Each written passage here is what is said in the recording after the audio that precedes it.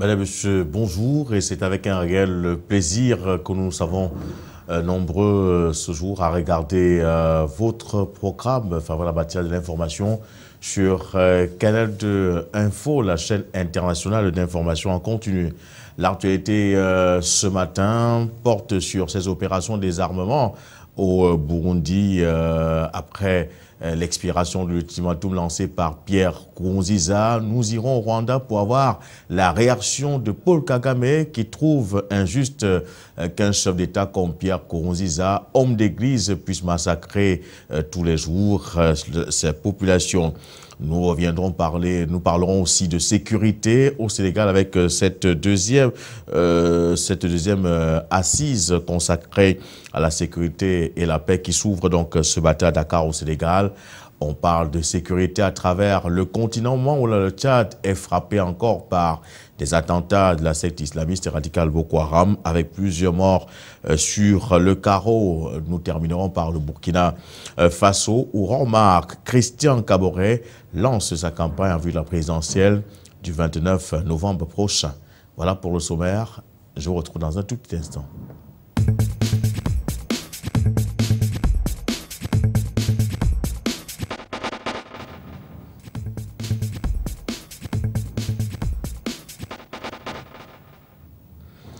Retour sur le plateau de la matinale de l'information sur Canal 2 Info, votre chaîne bleue.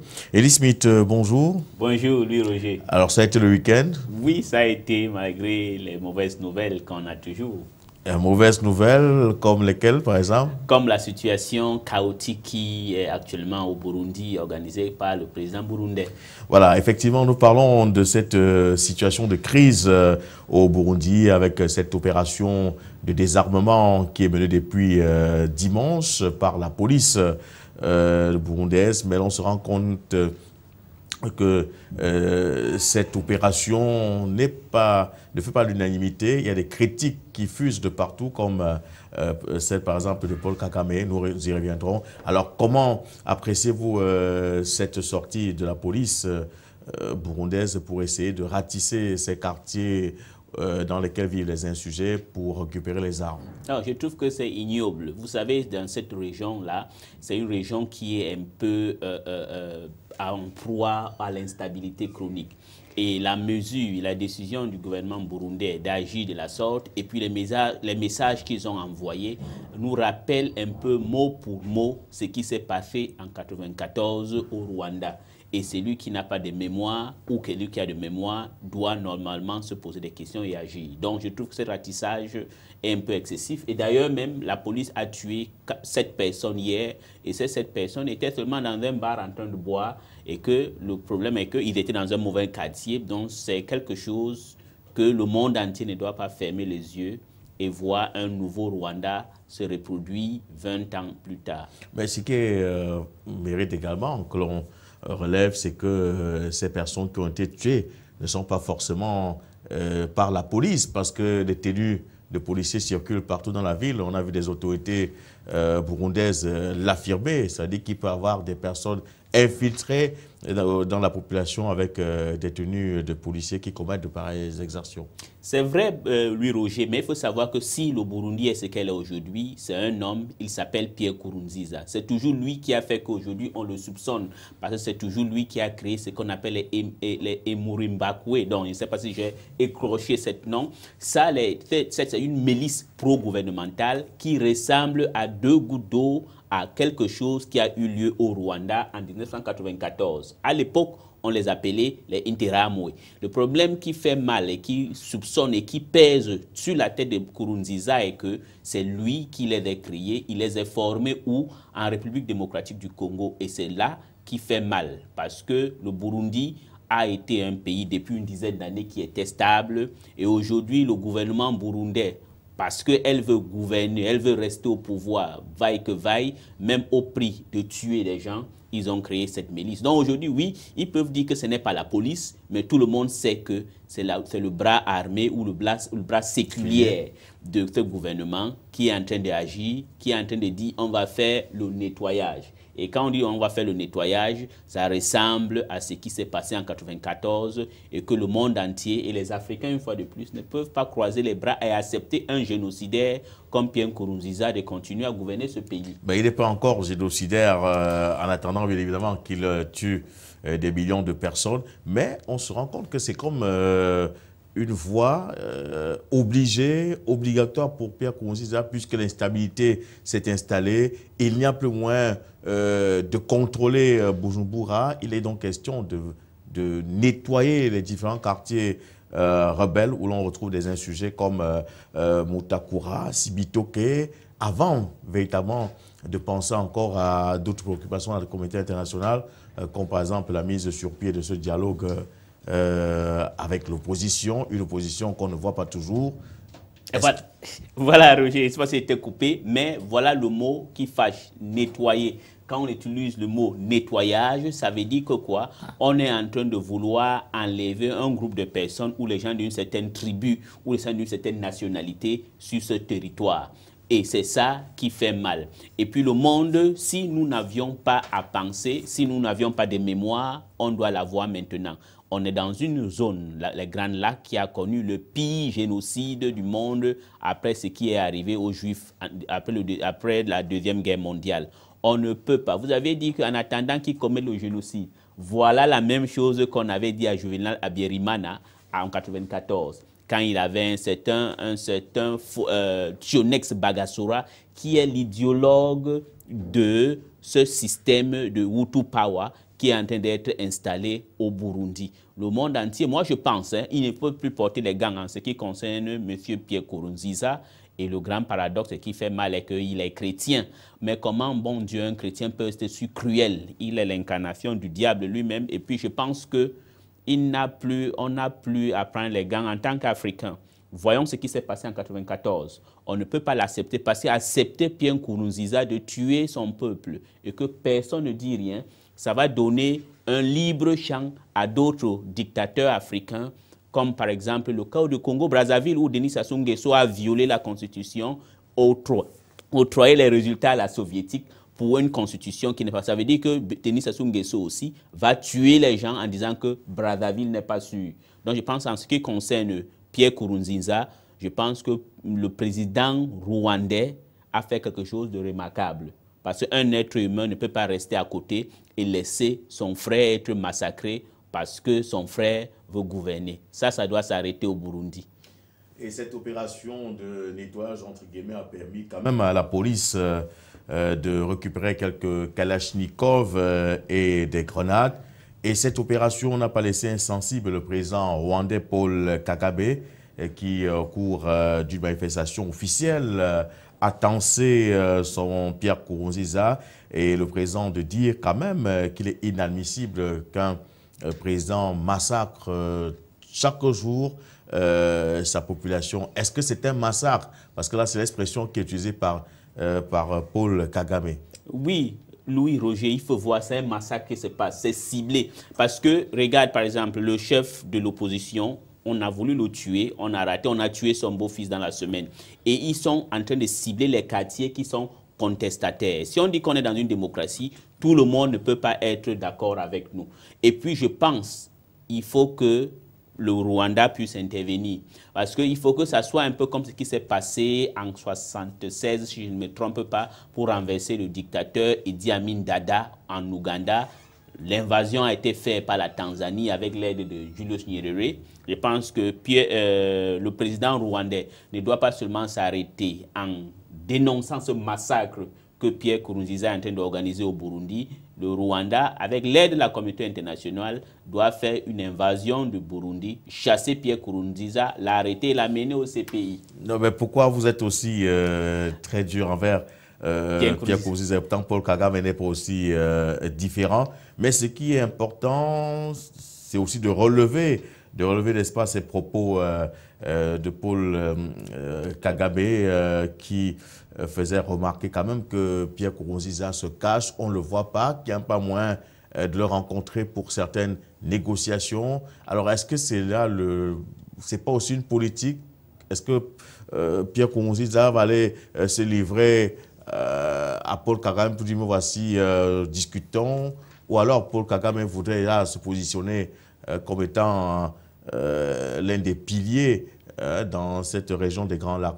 Non, ce n'est pas ça. Il faut voir que Pierre Nkurunziza agit comme tout le monde qui est menteur ou voleur, qui sait qu'il a mal fait. Moi, j'ai un autre cas, c'est le cas du Sassou Nguesso au Congo-Brazzaville. Avant l'organisation de son référendum, l'ambassadeur des États-Unis lui a cherché, on ne pouvait pas lui avoir. Et la preuve, il avait fui, il est allé dans son village, il a envoyé son directeur du cabinet dans la négociation. C'est la même chose que Pierre Nkurunziza est en train de faire. Quand les présidents arrivent là-bas, il invente toujours les histoires pour ne pas les rencontrer. Parce que vous avez dit qu'il faut négocier avec l'opposition. Mais si le chef elle-même, on peut contester Pierre Nkurunziza comme on veut le contester, mais quand lui ne veut pas, sa volonté, c'est la volonté d'un homme méchant, d'un dictateur. Son idée, c'est seulement de gouverner le pays à tout prix. Il s'en fout des populations burundaises. Et puis, donc, je pense que, comme vous avez posé la question, M. Paul Kagame, oui, c'est difficile. Si on ne peut pas négocier avec lui, on va négocier donc avec qui? Donc, son problème est qu'il veut enclencher une machine destructive et que cette machine doit être arrêtée parce que, Louis Roger, ce qui s'est passé au Rwanda voisin en 1994, c'est la même chose qui est en train de se passer au Burundi et le monde entier est en train de regarder et personne ne dit rien. Et même les Africains, parce qu'une fois de plus, les Africains montrent qu'ils sont un groupe de gens irresponsables, ils ne veulent pas agir, ils veulent que d'autres personnes viennent agir à leur place. C'est là où je félicite le président rwandais d'avoir eu le courage de dénoncer ouvertement ce que son collègue est en train de faire. Peut-être qu'il ne va pas faire l'invasion directement, c'est aussi lui mettre une pression et qu'il soit ouvert à la négociation et arrêter ce massacre qu'il est en train d'organiser dans son pays. Pierre Nkurunziza, qui est donc pratiquement isolé, aussi bien par certains chefs d'État de sa sous-région que la communauté internationale, qui a déjà commencé à couper les vivres à partir même de la Goa, les Américains, qui voudraient à tout prix que Pierre Nkurunziza puisse organiser ce dialogue avec l'opposition. On parle d'une trentaine de personnes dont la liste est en train donc d'être confectionnée par la communauté internationale pour ce dialogue. Mais jusqu'ici, on n'a encore aucun nom qui filtre, s'agissant bien évidemment de cette liste. Est-ce que ce n'est pas une situation pareille qui amène aujourd'hui Pierre Nkurunziza à rester ferme sur ses positions? Peut-être c'est ça, mais les gens de l'opposition aussi ont peur. Si ton nom paraît dans une liste, tu serais aussi en danger de mort. Donc c'est ça le problème. Soit ceux qui vont négocier doivent peut-être être sécurisés et amenés à l'extérieur, mais s'ils sont au Burundi, ils seront tués. Vous savez, Louis Roger, on prend ça un peu à la légère. Moi, je suis allé dans les régions des Grands Lacs, j'ai vu comment les gens souffrent. Et puis, nous, les Africains, on doit à un certain moment être responsables, savoir dénoncer. Si rien n'est fait, parce que tu vas mettre la liste sur quelqu'un, que le soir, on viendra le tuer. Ou si on ne réussit pas de le tuer, on va tuer sa femme, ses enfants, ses cousins, même les amis qui s'associent avec lui. Donc, il a instauré un climat de terreur. Pour moi, je pense qu'on ne doit plus au XXIe siècle, et en cette Afrique aujourd'hui, quand on veut faire la concurrence avec d'autres parties du monde, on ne doit plus accepter que ça se passe. Pour moi, les chefs d'État de l'Afrique de l'Est ont aussi une responsabilité. Pourquoi négocier? Pourquoi avoir laissé qu'ils changent la Constitution? Pourquoi ne pas avoir intervenu depuis? Et le rôle aussi, c'est le rôle du Tanzanien Jakaya Kikwete. Pourquoi se fait-il que quand il avait été arrêté en Tanzanie, on ne lui a pas empêché de rentrer au Burundi? Peut-être qu'il a roulé un peu tout le monde dans la farine comme tous les dictateurs. Il a fait cela. Donc, je pense qu'il faut un message clair parce que c'est la même chose. Je voudrais faire cette parallèle avec le Brazzaville. C'est un peu la même chose qui va se passer au Congo-Brazzaville si rien n'est fait. Il faudra que les chefs d'État africains sachent que si en Afrique on ne peut rien faire, le monde entier peut faire quelque chose. C'est là où nous voulons que Ban Ki-moon, le secrétaire général des Nations Unies, puisse agir et agir d'une manière autoritaire pour arrêter ce massacre dans le pays du Grand Lac, en l'occurrence au Burundi. Alors, pendant que dans ces pays comme le Burundi, l'on assiste à ces massacres, l'on parle du côté du Sénégal de sécurité et de paix avec ce deuxième forum qui s'ouvre ce jour avec près de 800 participants qui sont attendus, des experts, des chercheurs, des politiques, des industriels et voire même des financiers pour voir comment sécuriser l'Afrique, maintenir la paix en Afrique et les sujets qui sont au centre de cette rencontre. Entre autres, on a le terrorisme et la mise en place des forces régionales africaines. Alors, est-ce que ça suffit d'organiser des conférences et des conférences sur la sécurité quand on peut facilement s'offrir des armes, puisque le commerce des armes est un commerce qui est assez florissant? Non, ça ne suffit pas parce que la conférence au Sénégal, là, c'est la deuxième fois que ça se fait et on a toujours fait beaucoup de conférences. Si les conférences pouvaient apporter la paix et résoudre les problèmes en Afrique, je pense qu'on ne devait plus avoir des problèmes aujourd'hui. On devait déjà être peut-être une Suisse ou un des États-Unis ou un Norvège ou peut-être un Singapour. Mais non, il y a les fondamentaux qu'on doit mettre. D'abord, avoir la bonne gouvernance, la transparence. Et puis l'alternance, ce n'est même pas en quelque sorte. L'alternance, oui, mais si un chef d'État ou un gouvernant est quelque part et qu'il satisfait sa population, je pense que l'alternance est bonne, mais souvent ça vient en deuxième ou troisième priorité. Je pense que ce que ces gens doivent faire, c'est de voir les fondamentaux, comment financer l'Afrique, comment investir en Afrique. Parce que la plupart du temps, dans nos pays où on a des stabilités, c'est parce que la jeunesse, les gens n'ont pas du travail. Et qui n'a pas du travail est à la merci de tout manipulateur. On a le cas de la République centrafricaine qu'on a parlé à maintes reprises. La République centrafricaine, depuis 1979, est un pays qui s'est arrêté. Mais aujourd'hui, malgré tous les conflits qu'il y a eu en République centrafricaine, malgré toutes les propositions qu'on a faites, aucune n'a été respectée et voilà pourquoi ce pays est aujourd'hui en instabilité. On a le cas de la Somalie. Depuis la chute du dictateur Siad Barre en 1991, Siad Barre est parti, il est aussi parti avec la Somalie parce que la Somalie a volé en éclats. Voilà le cas de la Somalie. Si on revient à un autre pays qui est proche de nous, la République démocratique du Congo, depuis la chute de Mobutu Sese Seko, comme il disait, comme des blagues, après moi c'est le déluge, il n'a pas menti, il est parti et aujourd'hui nous voyons ce que la République démocratique du Congo est devenue. Donc je pense que ce sommet qui se tient à Dakar est la bienvenue, mais il y a des bases. Donc ça veut dire ouvrir nos pays à l'investissement, investir massivement, créer de la richesse, c'est ça qu'il faut pour une stabilité en Afrique. Alors c'est pour ça que les chefs d'État ont été exclus de ce sommet, parce qu'on voudrait que ce soit des personnes qui sont libres d'esprit et qui prennent part à ce sommet. Je crois que c'est ça, mais je pense aussi que ce n'est pas aussi bien. Parce que quel qu'en soit le cas, c'est comme on parle du cas du Burundi, hein, il y a blocage parce que on a un chef d'État qui s'entête, donc ça bloque. Si on veut que ça marche, il faudra que les chefs d'État doivent être inclus. La stratégie de travailler seulement avec des experts ou des ONG, c'est une stratégie inventée par les Américains, pas républicains, démocrates qu'on appelle soft power, travailler avec la société civile. Ça peut bien marcher, mais ça a ses limites. Je pense qu'il faut inclure les gouvernants, il faut inclure les chefs d'État. Les chefs d'État, contrairement à ce que nous pensons, ce ne sont pas des diables, ce sont des êtres humains comme vous et moi. Si on peut les convaincre de la bonne fondée de ce qu'on est en train de faire, que ça ne doit pas devenir quelque chose qui peut-être mettra en danger leur pouvoir, je pense qu'ils vont faire un effort pour y participer parce que tout le monde, même Pierre Nkurunziza que je présente comme un diable aujourd'hui, veut quand même la stabilité dans son pays parce qu'il a les enfants. Il ne veut pas que ses enfants ne puissent pas vivre en paix. Donc je pense que c'est une erreur de ne pas inclure les chefs d'État dans ce sommet qui se tient à Dakar. Alors parler également de lutte contre le terrorisme, parler de paix et sécurité en Afrique, il faudrait revoir bien évidemment la mission de ces organisations non gouvernementales. Il faudrait revoir la mission, par exemple, de Médecins sans frontières, que certains estiment être des mouvements qui ne jouent pas pleinement leur rôle. C'est à travers eux, par voir que les informations qui déstabilisent certains pays passent. C'est à travers eux que ces armes circulent.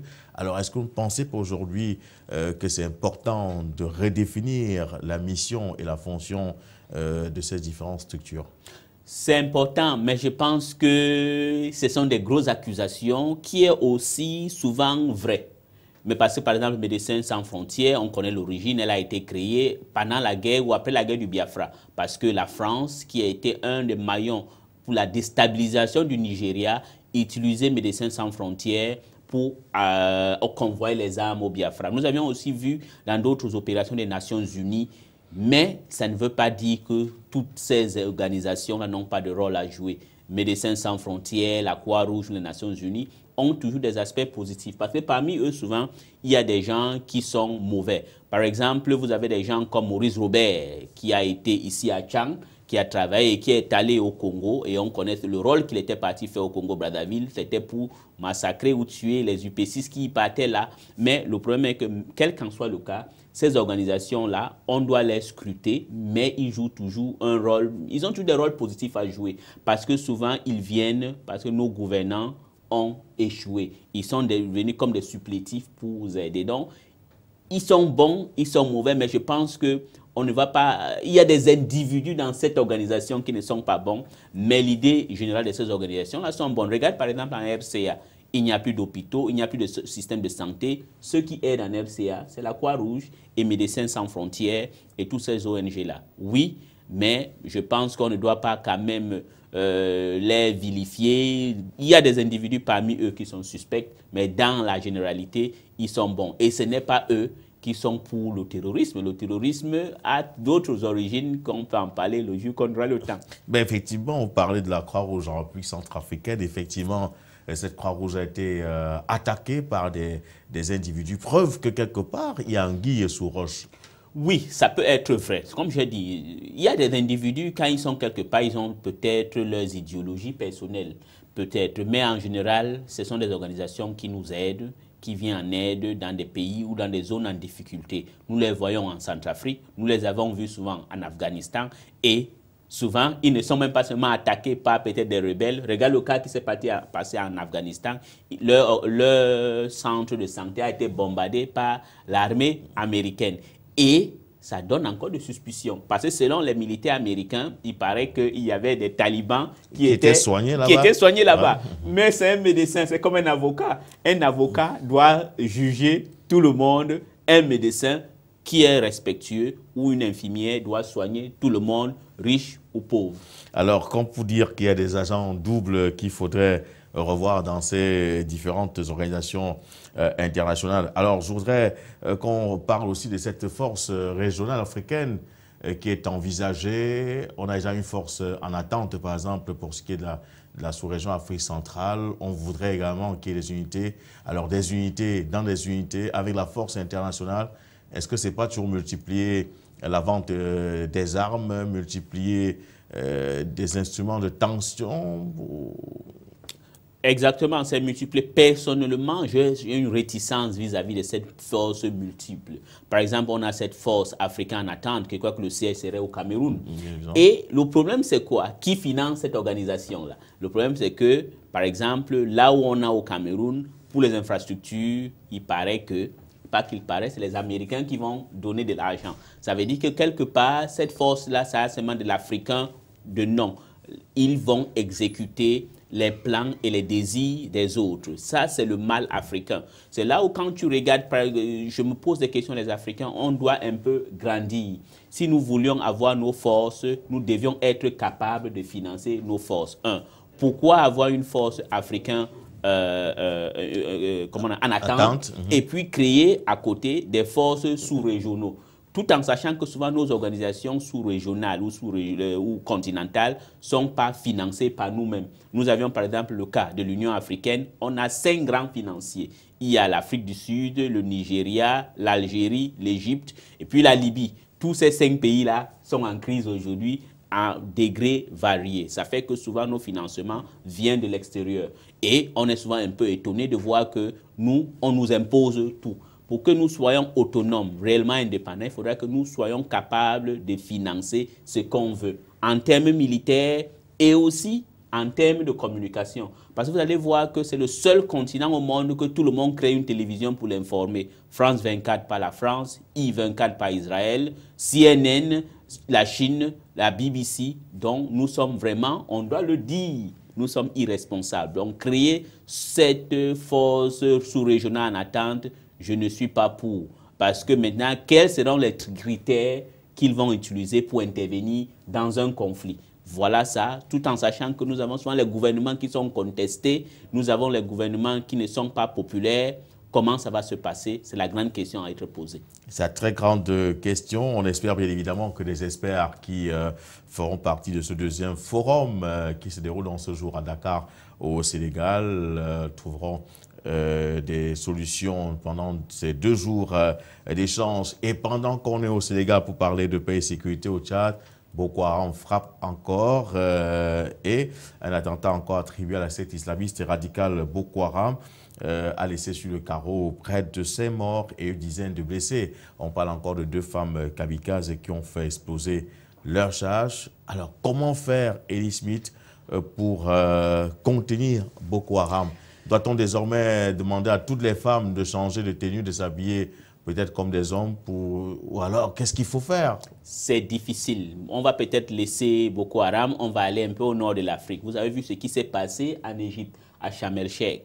C'est pour montrer que les terroristes, c'est difficile de les contrôler.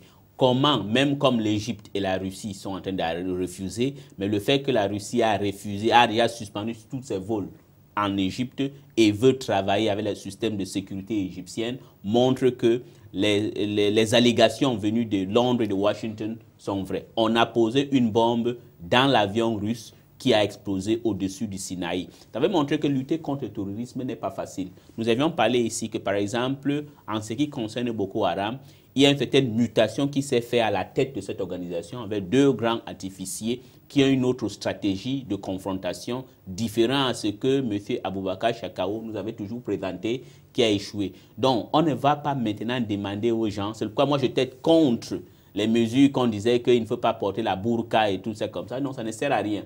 Quand un terroriste décide de t'attaquer, premièrement, tu ne peux pas connaître qui est terroriste. C'est une guerre asymétrique. Ce que les gouvernements de ces pays concernés, le Cameroun, le Nigeria, le Niger, le Tchad doivent faire, c'est d'augmenter leur stratégie d'échange d'informations et aussi mettre beaucoup de l'argent dans le système de renseignement. Renseignement ne veut pas dire, oui, j'ai vu lui hier boire dans ce... Non, le renseignement, ça veut dire étudier les gens, être capable de réagir ou d'agir avant qu'elle ne pose les bombes et de commencer à chercher là où il y a cette fabrique des jeunes filles manipulées qui portent les bombes. Pour le faire, il faut avoir une grande capacité de renseignement et le renseignement, il faut de l'argent. Donc on doit un peu arrêter ce conflit de police ou de l'armée qui existe ou cette division qui existe dans nos forces armées. Parce que ce qui se passe, qui laisse la brèche à Boko Haram de agir. On a vu ça au Nigeria. Si au Nigeria, il commence à enregistrer quelques victoires, c'est parce que le nouveau gouvernement a décidé de faire une certaine unité et qu'un partage d'informations au sein de différents organes de partie de l'armée nigérienne, du système sécuritaire nigérien. Et ça commence à payer un peu ses fruits. Il faudra que ça se fasse aussi au Cameroun, il faut que ça se fasse au Tchad et au Niger. Mais c'est quelque chose qu'on doit vivre avec. Peut-être un jour, on va vaincre. Alors, il y a quand même cette force multinationale qui a été mise sur pied avec pratiquement 8700 hommes. Le Cameroun avait déjà fourni ses 2450. Et lorsqu'on parle de ce renseignement, on a l'impression, pour ce qui est donc de cette zone sahélienne, qu'il faudrait trouver des personnes qui s'expriment couramment dans les différents dialectes qui sont parlés là-bas pour pouvoir véritablement échanger des informations parce que envoyer un militaire francophone, brillant soit-il, dans un village où on parle Foufoldé, ce n'est pas toujours évident d'avoir l'information. Exactement. Si vous voyez un peu le périmètre d'opération de Boko Haram, elle prospère dans une zone transfrontalière qui parle une langue qu'on appelle le Kanouri. Et le Kanouri, et vous allez découvrir aussi que l'expansion de Boko Haram est un peu difficile. Peut-être peut faire des attaques épisodiques hors de leur périphérie, mais ils prospèrent toujours dans la zone de base qui est les Kanouris. Pourquoi? Parce qu'ils parlent les mêmes langues. Et pour réussir, pourquoi ils n'attaquent pas souvent beaucoup les zones qui sont haoussaphones ou qui parlent le Peul? C'est parce qu'il y a toujours un conflit ancestral qui a toujours existé entre les Kanouris et l'empire Haoussa Fulani du Sokoto. Donc il y a ce conflit qui existe jusqu'aujourd'hui. Donc par exemple en termes de renseignement, comme vous avez dit, un militaire, brillant que soit-il, s'il parle seulement français, qui ne peut pas parler par exemple le kanouri en particulier, ça serait par exemple difficile de pénétrer. Et ce n'est pas l'armée qu'il faut. Quelqu'un qui fait le renseignement, oui, il peut être militaire, mais ça doit être un autre corps. Donc, ça veut dire les 8000 ou 7700, 8700 hommes déjà formés, ça, c'est pour une convention, une guerre conventionnelle ou frontale. Mais nous devions aussi développer la capacité d'avoir des gens qui connaissent la guerre asymétrique. Et une guerre, comme on est en train de le mener dans le nord, au grand nord du Cameroun, le Nigeria, le sud du Tchad, et le sud du Tchad et le sud du Niger, on doit aussi gagner les cœurs des gens. Parce qu'on peut acheter tout. On va vous donner un exemple. La guerre du Vietnam. Si le Sud-Vietnam, si c'était que la machine, l'arme, la puissance du feu des États-Unis, c'est que la guerre serait remportée par les Américains. Les Américains, les gars du sud du Vietnam. Mais on a vu qu'il y a la détermination des gens du Nord. Il y a un petit général là, il s'appelait Ho Chi Minh. Vous avez vu comment il a ridiculisé les Français, ridiculisé les Américains aussi. Donc je pense que ce que nos armées doivent faire là-bas, c'est aussi de gagner des cœurs. Avoir un bon système de renseignement. Et aussi, il y a une autre chose, être capable de contrôler les mosquées qui sont dans toute cette région, que ce soit au nord-est du Nigeria, à l'extrême nord du Cameroun, au sud du Tchad et au sud du Niger. Être capable de savoir d'où vient leur financement, comment ils forment leurs imams. Tout cet aspect doit être pris en compte. C'est quelque chose que nous avions souvent négligé pendant longtemps. Et aussi, travailler avec les chefs de là-bas, les lamidos, parce qu'il faut savoir que beaucoup de temps, ces individus payent une certaine somme d'argent, un certain impôt que beaucoup de gens ne savent pas. Il faudra que le gouvernement du Tchad, du Cameroun, du Nigeria regarde tout ce problème en face et sauf quand on serait capable d'avoir un bon système de renseignement, parler le kanouri, gagner le cœur de ces gens-là, investir dans cette zone, qu'on peut gagner. Mais si on compte qu'on va mettre 8000 hommes armés jusqu'aux dents avec les drones, on ne peut pas réussir. Alors surtout avec cette dernière intervention, ces drones, alors le renseignement aussi, c'est à travers des appareils technologiques. Alors maintenant, il faut également contrôler cela. Est-ce que ces téléphones portables que nous utilisons pour passer les communications ne sont pas également retransmis quelque part? Est-ce que ces communications ne sont pas également suivies ailleurs? Est-ce que c'est nous seuls qui coordonnons cela, qui contrôlons notre communication? C'est autant de choses qu'il faudrait savoir. Parce qu'on peut dire A ici et ça se retourne contre nous 2 minutes après, sans qu'on sache véritablement comment les choses sont passées. Oui, une chose est sûre, nous ne contrôlons pas notre information, notre système d'information, mais il faudra qu'on soit capable d'identifier tous ceux qui utilisent les téléphones. C'est le pourquoi MTN a eu des problèmes au Nigeria, parce que le gouvernement nigérian les a imposé une amende de 5 milliards de dollars, 5 billion US dollars, parce que MTN ne veut pas identifier tous les clients de MTN dans ce pays.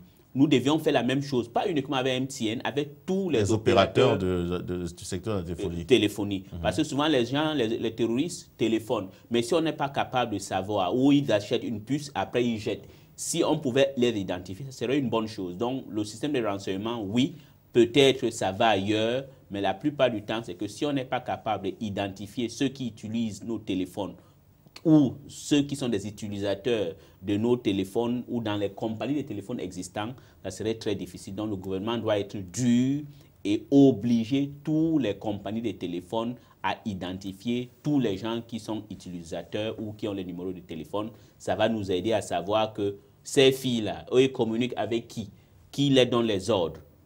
Et quand on va savoir, on pourra maintenant commencer à arrêter les gens qui le font, mais je crois que ce n'est pas facile cette guerre qu'on est en train de mener contre Boko Haram, parce que dès le début, nous avions été collectivement négligents.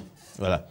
On va aller au Burkina Faso où la présidentielle se prépare. La présidentielle est donc prévue pour le 29 novembre prochain. C'était d'abord le 11 octobre avec ce coup d'État du 16 et 17 septembre.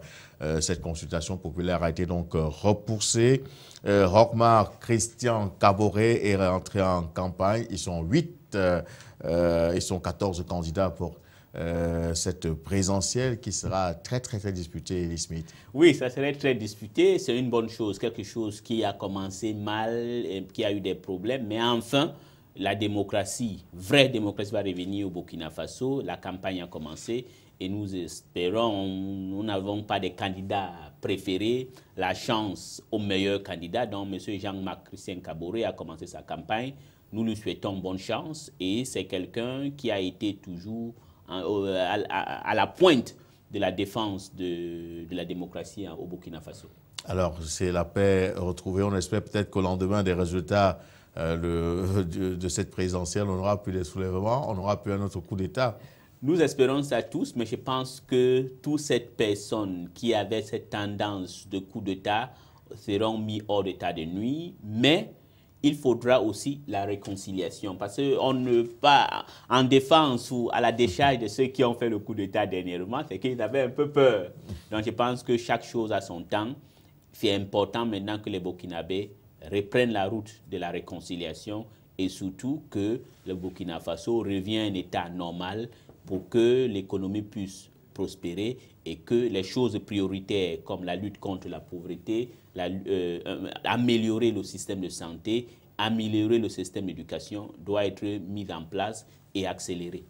Voilà, ces secteurs que vous venez d'énumérer font partie, bien évidemment, des grandes lignes de la campagne de Jean-Marc Christian Kaboré qui voudrait que cette nouvelle ère qui s'ouvre au Burkina Faso soit une ère de droiture, une ère du travail bien fait et où l'amour, et surtout pour l'amour de son peuple. Donc je pense que d'ici là, on verra véritablement si il va mettre en œuvre tout ce qui a été dit, parce que pendant la campagne électorale, on entend beaucoup de choses et une fois investis, on les oublie.